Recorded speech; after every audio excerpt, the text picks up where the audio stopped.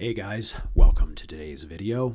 I'm grateful for everyone who's been tuning in for these past couple weeks, enjoying this as much as I am. I don't really care much about how many views and stuff I get, but it has been a lot of fun just kind of reinvigorating some creativity and exploring these characters that I kind of developed out 11 years ago. So it's been a lot of fun. So I'm grateful for those who have kind of been on this journey with me.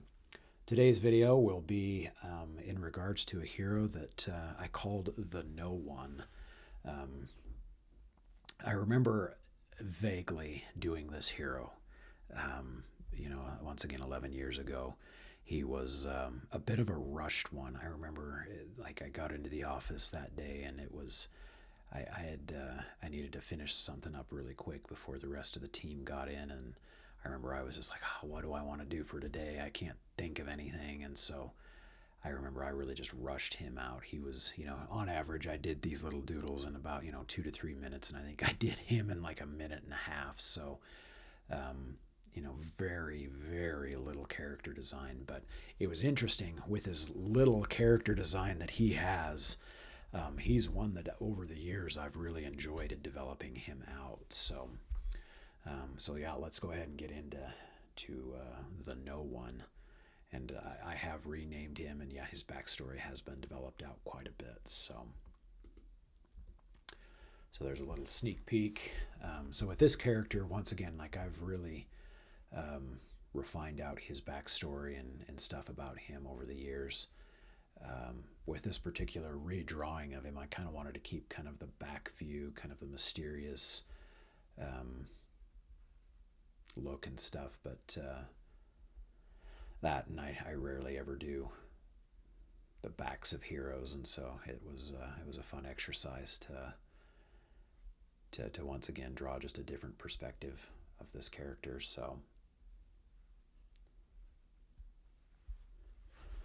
But yeah, one of the things, you'd never see it from the original doodle that I did, but some of the things that is I wanted him in kind of a tactical combat suit, like a prototype combat suit. And as I've developed this character, he's one of these guys that's he does have superhuman abilities and stuff, but he's mostly you'd never see him going really up against heavy hitters. He's mostly one of these characters that's kind of street level, but he's very much like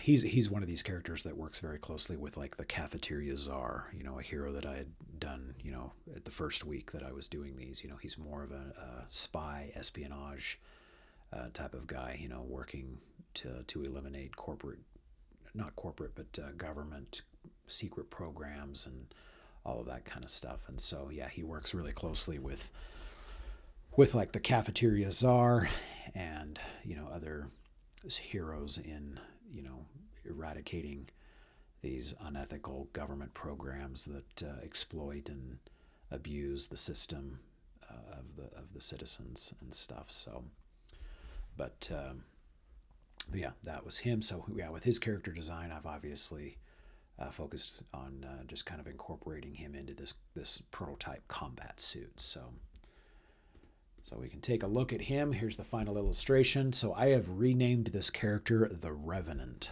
and that kind of goes along with in his backstory as well. But yeah, I named him the Revenant because he's one of these that a lot of people think they've killed him, and then all of a sudden, here he is causing trouble for him again. And so it was one of those things that they always thought he was unkillable, kind of a thing. And with modern myths and legends, the Revenant is one of those. It has that somebody coming back from the dead and then not being able to be killed. And a lot of my inspiration came from an old Clint Eastwood Western movie. It was called The Pale Rider, and in it was very heavily hinted that Clint Eastwood's character was a revenant.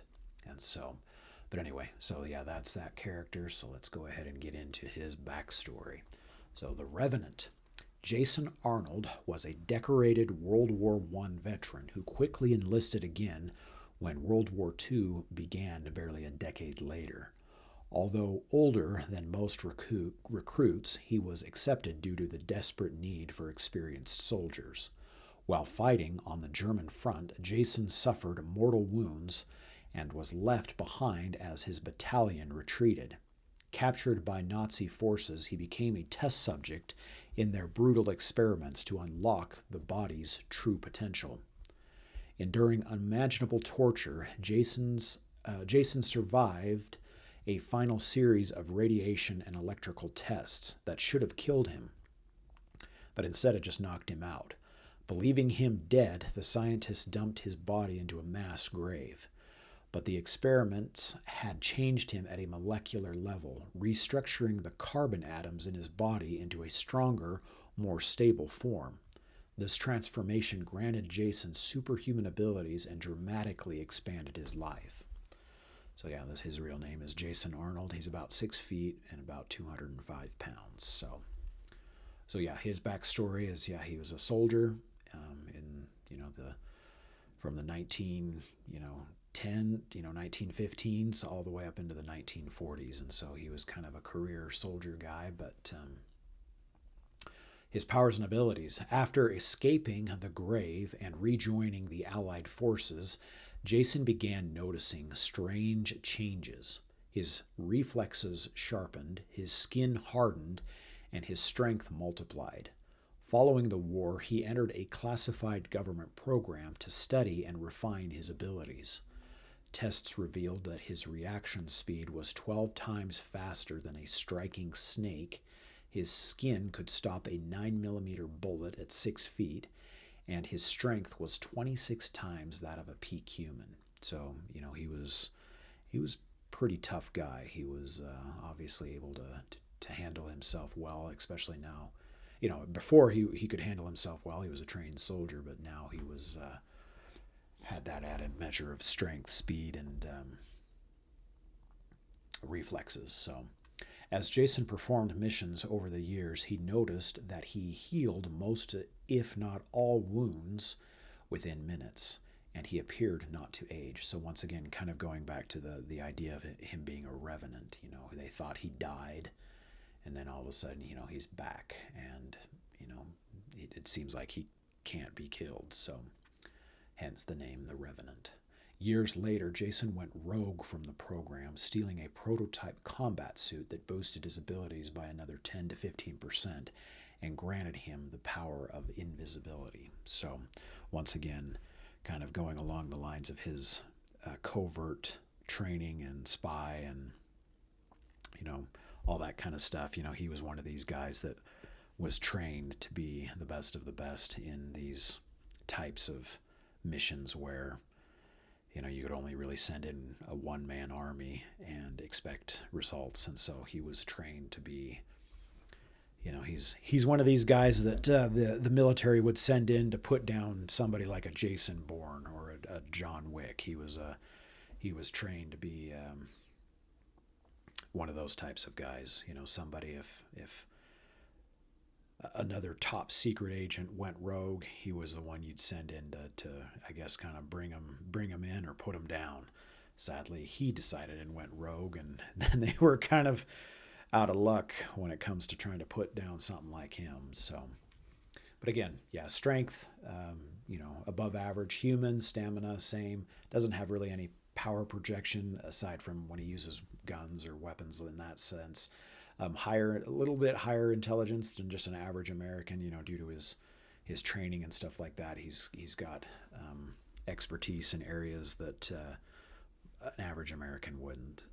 Once again, speed and again, durability. So he's not like superhuman, but again, he's definitely something that ranks him in the higher hero rankings. So. But yeah, I'll show you him one last time. So yeah, once again, the Revenant. So we'll catch you in tomorrow's video.